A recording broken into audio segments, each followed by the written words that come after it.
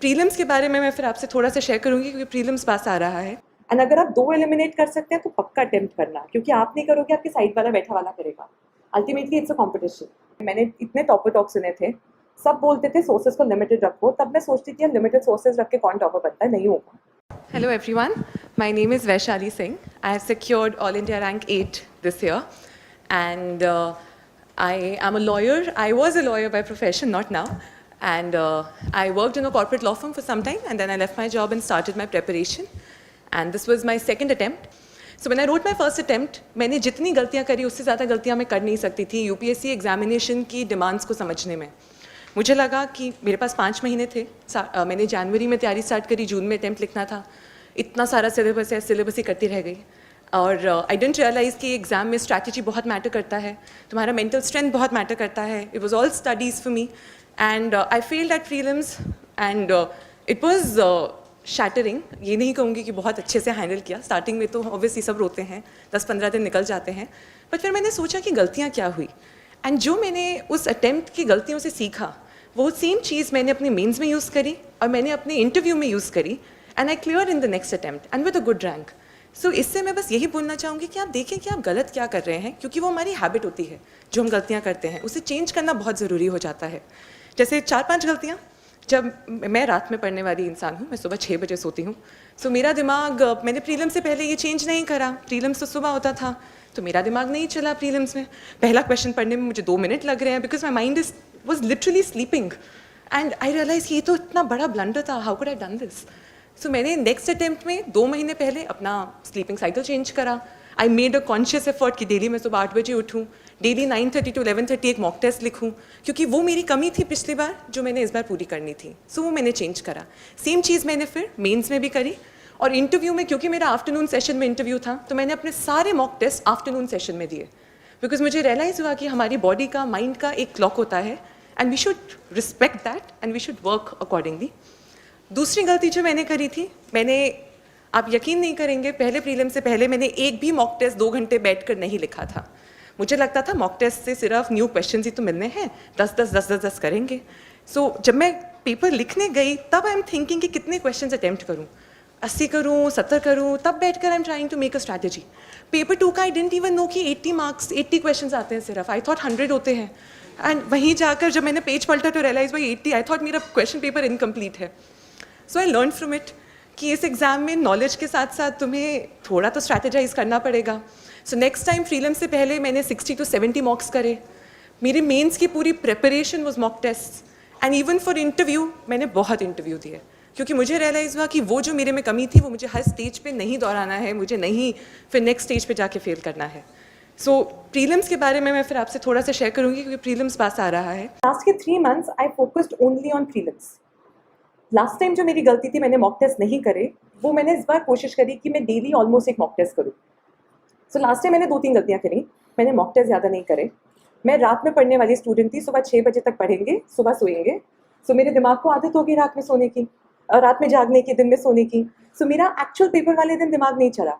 आई remember पहला question private member bill के ऊपर था 2017 का प्रीलिम्स में, and I took 2 minutes to understand that question. So वो जो चीज़ थी, मुझे रियलाइज़ करी कि वो strategy, it was a big blunder on my part because your body has a clock. So last के 2 months में I shifted my entire cycle to morning. मैं सुबह 9:30 to 11:30 बैठकर डेली रिलीजियसली एक पेपर करती थी, जैसा वहाँ करने वाली हूँ, पंखा ऑफ करके, एसी ऑफ करके, क्योंकि वहाँ पे किसी भी स्कूल में तुम होगे, जून का महीना होगा, गर्मी होगी, पंखा एसी नहीं चल रहा होगा, you'll be sweating, you'll be tired, और तब 100 क्वेश्चन पढ़ना बड़ा आफत का काम होता है। तो मैंने उसके लिए अपने आप को पहले से ट्रेन किया। ये चीज़ मुझे हेल्प करी प्रीलिम्स का फियर हटाने में। अगर डेली सुबह उठकर आप एक पेपर कर रहे हो तो प्रीलिम्स वाले दिन भी आपको लगेगा यार एक सुबह उठ के पेपर ही देके आना है सिर्फ, जो मैं पिछले 30-40 दिन से कर रहा हूँ। सो वो दिन का जो फियर होता है कि वो द डिसाइडिंग पेपर है, मेरा वो कम हो गया था। तो प्रीलिम्स वाले दिन आई वाज लाइक, हाँ इतने डेली पेपर देते हैं, बस जाके 2 घंटा पेपर देके आना है। So it help me tackle that fear of prelims थोड़ा सा। Now coming to mock test specifically. So mock test के अंदर यूजुअली 2 एस्पेक्ट्स होते हैं, knowledge and strategy. So knowledge के अंदर यू नो कि नए क्वेश्चंस मिलेंगे, नए एरियाज मिलेंगे, करंट अफेयर्स का कोई डिफरेंट क्वेश्चन मिलेगा, यूजुअली हम मॉक टेस्ट को सिर्फ इसका सोर्स मानते हैं कि हमें नए क्वेश्चंस मिल जाए, जो क्वेश्चन नहीं आता है वो मिल जाए। हम थोड़ा स्ट्रैटेजाइज वाले पार्ट पे रह जाते हैं। मैंने अपनी गलती से सीखा।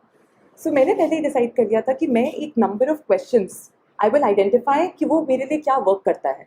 क्योंकि आई डिसाइडेड कि कट ऑफ यूजुअली 110 120 के बीच में रहती थी। लास्ट 2 साल से 98 तो पहली बार गई है, इतनी कम कहाँ होती है। सो मेरा एम था I need to score more than 120, so that after my prelims I don't wait for those 40 days for the results and waste those 40 days जो crucial time होता है मेंस का पढ़ने के लिए, that I need to clear the cutoff with a margin. So that was my aim. So if I have to score more than 120, then I can't attempt 60 questions, I can't attempt 70 questions, I have to attempt more. So then जब मैंने मॉक्स करना start किया तो मैंने कम से कम 60-70 मॉक्स करे होंगे। अगर आप 3 महीने एक मॉक पर डे करेंगे तो 90 हो जाता है, बीच में थोड़े बहुत cheat days, but ultimately I attempted some 60-70 papers. So हर 10 पेपर्स के सेट में I use to change my number of attempts of questions. I used to maintain a book where I used to note down statistics of every mock test. So पहले कुछ papers में मैंने 70 attempt करना start किया, 70 to 75, then I shifted to 75 to 80, 85 to 80 to 85, 90 ऐसे ऐसे, and I finally realized कि 90 to 95 वाला bracket work for me. So if I attempted 90 to 95 तो उसमें मेरे सबसे ज़्यादा मार्क्स आते थे। ज़्यादा अटेम्प्ट करती थी, ज़्यादा गलत होते थे पर ज़्यादा सही भी होते थे। एंड नेगेटिव मार्किंग, हाँ मेरे लिए भी फियर था। हम सबको लगता है हमारा गेस वर्क तो बुरा है, 4 होंगे तो हम तो गलत ही चूज़ करेंगे, हर किसी को लगता है, मुझे भी लगता था। बट मैंने जब अपने पेपर्स एनालाइज करे तो मुझे रियलाइज़ हुआ कि अगर मैं 40-50 क्वेश्चन भी गेस वर्क कर रही हूँ, क्योंकि करना पड़ता है, किसी को भी मॉक एक्चुअल पेपर में 40-50 से ज़्यादा क्वेश्चन नहीं आते हैं श्योर शॉट, तो आपको वो जो नेक्स्ट 20-30-40 क्वेश्चन हैं you will have to make guesses, and वो सिर्फ तब कॉन्फिडेंटली कर पाएंगे जब खुद के गेस वर्क के कॉन्फिडेंस होगा। सो वो कॉन्फिडेंस डेवलप करने के लिए जब मैं मॉक टेस्ट अटेम्प्ट करती थी तो मैं 2 गोज में करती थी। पहले गो में सिर्फ वो क्वेश्चन जो मुझे श्योर शॉट आते हैं, सपोज 40-45। नेक्स्ट गो में वो क्वेश्चन जो मुझे डाउटफुल हैं, एंड उनको मैं पेंसिल से मार्क करती थी सर्कल्स को। फिर मैं एनालाइज करती थी, अच्छा मैंने 40 अटेम्प्ट करे, 25-30 ठीक हो गया यार, बहुत बढ़िया, पॉजिटिव है ये तो score. Similarly mock after mock I did that exercise and I realised कि नेगेटिव मार्किंग तो है, बट अगर 4 क्वेश्चन में से अगर मैं गेस करती हूँ, मेरा एक भी ठीक हो जाता है तो लेवल हो जाता है, 2 ठीक हो जाते हैं तो ऊपर चला जाता है। एंड जब आप एक क्वेश्चन को सोचेंगे तो लगेगा ये गलत है, बट अगर आप कलेक्टिवली देखेंगे तो स्कोर पॉजिटिव हो जाता है। तो वो एक्सरसाइज मैंने खुद के लिए किया कि अगर मैं ज़्यादा गेस वर्क कर रही हूँ, हाँ गलत भी ज़्यादा होंगे बट सही भी ज़्यादा होंगे, तो मेरे मार्क्स बढ़ रहे थे। So that is what work for me. वो मैंने मॉक टेस्ट करके आइडेंटिफाई करा। तो आप भी जब मॉक टेस्ट करें तो आइडेंटिफाई करें कि आपके लिए क्या ब्रैकेट है। आई नो सम स्टूडेंट्स जो प्रिसिशन पे बहुत अच्छे होते हैं and they are very confident about their choices, वो 70 क्वेश्चन करके भी कट ऑफ निकाल लेते हैं। वो मेरे लिए वर्क नहीं कर रहा था। 70 कट ऑफ पे मैं 100-110 पे पहुंच जाती थी, 70 अटेम्प्ट्स पे। सो आप मॉक टेस्ट करते हुए थोड़ा ये ध्यान रखिए कि आप कितने क्वेश्चंस कर रहे हैं।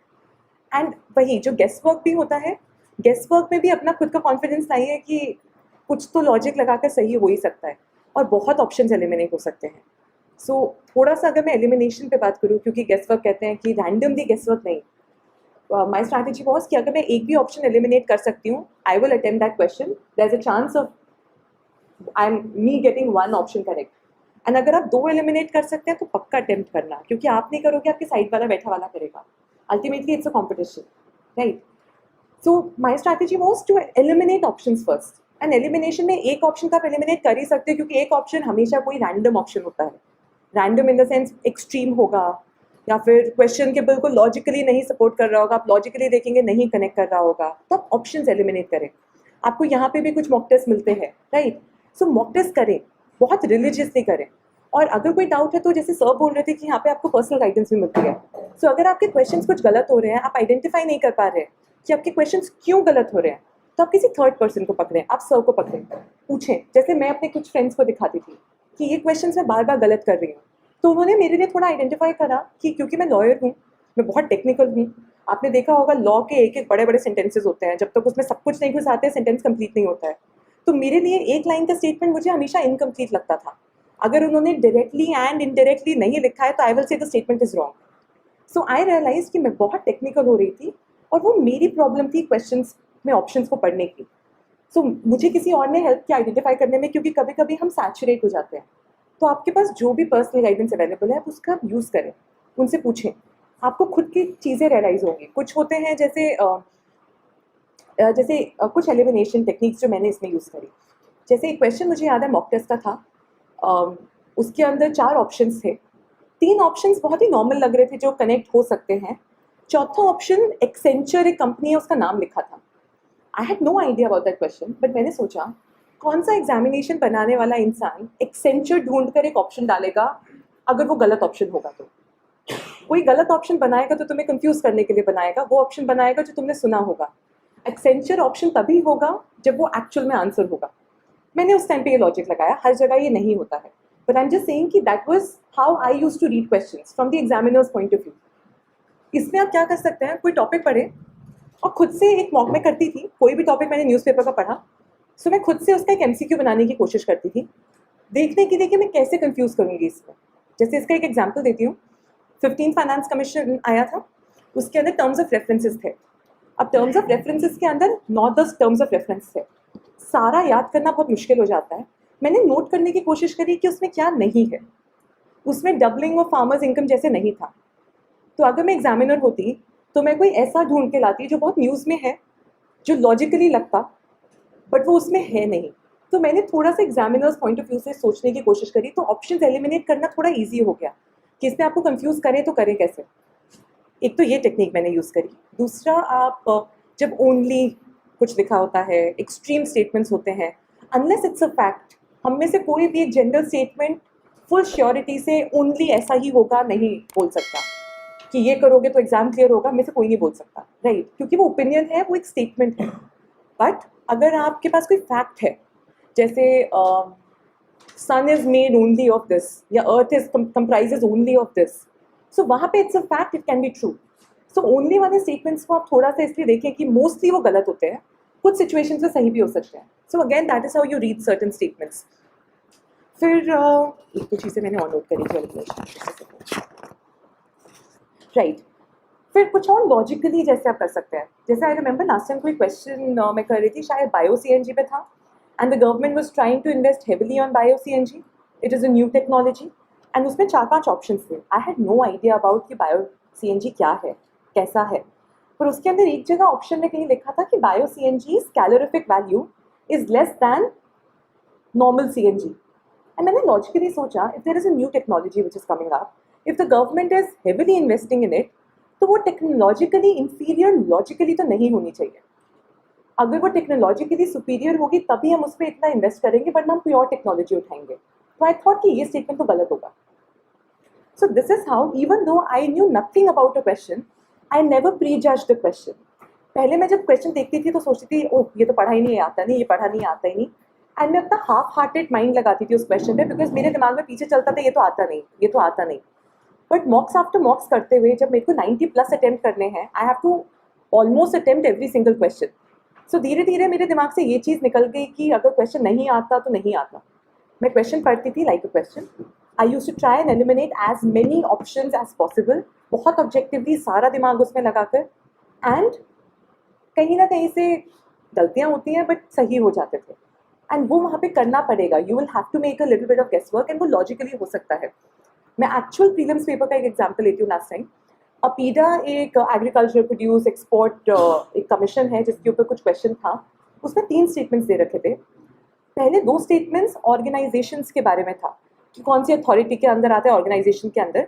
सो आई न्यू कि पहला रॉन्ग है, मिनिस्ट्री ऑफ एग्रीकल्चर के अंदर वो नहीं है। सेकेंड के बारे में मुझे डाउट था, पर मुझे था कि शायद सही भी है, but I was doubtful. But then I logically thought, एक एग्जामिनर ने तुम्हें 2 स्टेटमेंट्स दिए हैं अबाउट अथॉरिटीज़, दोनों अथॉरिटीज़ जो मेंशन थी वो अलग अलग मिनिस्ट्रीज़ को बिलोंग करती थी। अगर पहले वाला मिनिस्ट्री का I no is not correct, second वाला would be correct, why will they give 2 wrong statements about authorities? They will want you to confuse between these 2. So when I know first is incorrect, logically I thought second would be correct. And my question was correct.